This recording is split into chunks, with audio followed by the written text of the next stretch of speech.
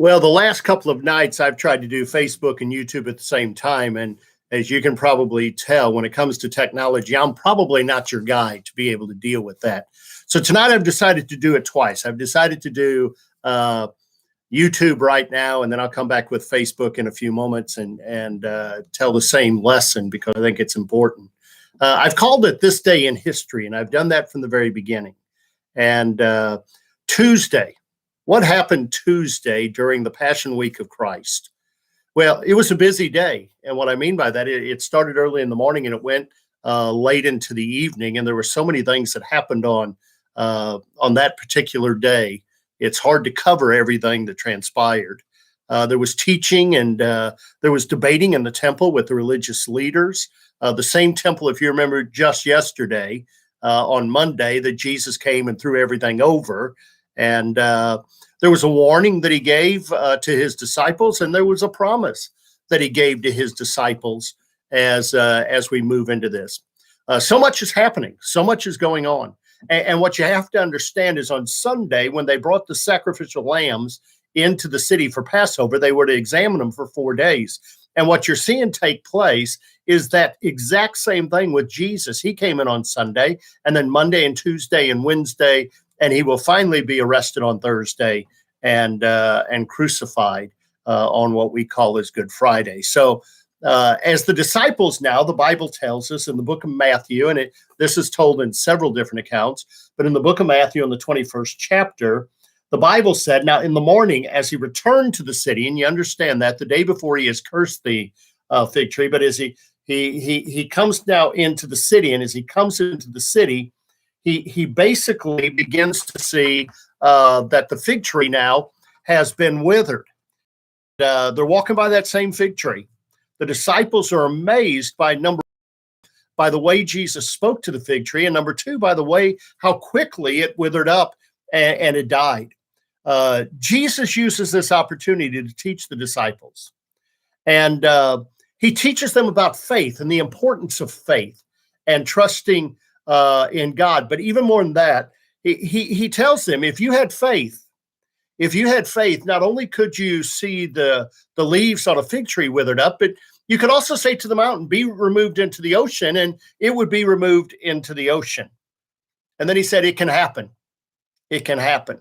As a matter of fact, what he wanted to teach his disciples was faith and that time they had, the time that they spent with him. And then he asked them plain and simple, do you believe this?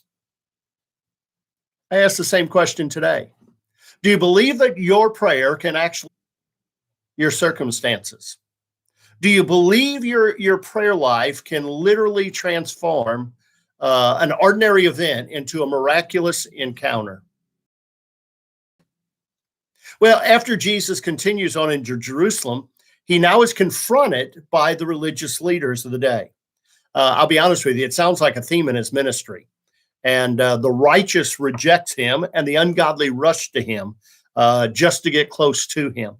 And so again, they question his authority, and Jesus responds to them, talking about his authority, not only by asking a question, but by confronting them. And when they refuse to answer his questions, then he says to them, basically, I'll not answer yours either.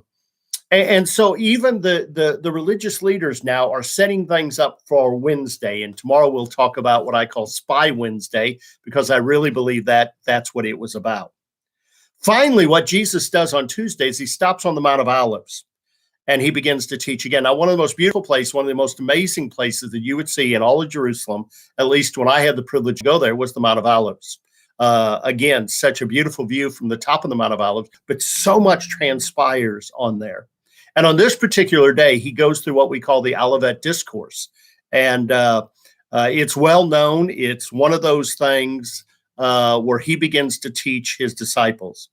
Now, as I said, the Mount of Olives is one of the coolest places in all of Israel. So much happened there, and I'll go a step farther, and so much will happen there. When Jesus Christ returns, I believe it will be on the Mount of Olives that's there. But in his teaching on this Tuesday, Jesus warns and he encourages his disciples. as you stop and you begin to look at what he was warning and teaching them about, I believe it was the beginning of what I call the Kerygma. The Kerygma in the first century church, as the church was forming, was the preached word. That's what the word Kerygma literally means. And you begin to see this Kerygma coming through. Now you say, Brother Ron, what is the Kerygma? Well, plain and simple, there's 5 things that are included in, and 5 keys theologically that I believe that every Christian needs to grasp. Number 1, Jesus was born of a virgin, not just a young maiden, but a virgin. It was a miraculous birth. When Jesus was brought into the earth, Mary was the mother, but God was the father. And we need to understand that. And so this is taught by Jesus throughout his ministry, and this is proclaimed by the disciples in the book of Acts as the church begins. The second part was he lived a perfect life. The only one that could go to Calvary and die for us was one who was perfect. The Lamb was to be examined. The Lamb was to be looked at. And when we find no fault in him, then all of a sudden he is worthy to become that sacrificial lamb. And so it was with Jesus on this particular day. The third thing is he died upon a cross for us. And he begins to tell his disciples about that death upon the cross, because they didn't know about that. I mean, they had no clue. They thought Jesus was going to set up an earthly ministry. And yet, as they later looked back upon Jesus' life, they begin to see plain and simple that Jesus Christ, his plan from the beginning was to die upon a cross. It wasn't an accident. It wasn't a mistake. It was something that was going to take place. And so you begin to see here that he teaches here in the Olivet Discourse that the day is coming where he will be crucified. And he was warning his disciples not to be alarmed when that came. The fourth thing that is taught in the Kerygma, which Jesus also alludes to, is the fact that he's going to raise that temple back up again. He's not going to stay dead, but he's alive today. And folks, I want to tell you something. The thing that makes Jesus different than any other prophet, any other religious leader is this. He was crucified. He died. Everyone knew he was dead. And yet the reality is he came back to life. And the beauty is he's alive today, and he lives in your life, and he lives in my life if we've asked him to be the savior of our life. And then finally, the final thing that he begins to talk about in the Olivet Discourse is the fact that he's coming again. Jesus is going to return. And that's not a hope. That's not a wish. That's a reality. That is the teaching of the first century church, but it was also the teaching of Jesus, because he tells a story at the end of the Olivet Discourse about the 10 maidens.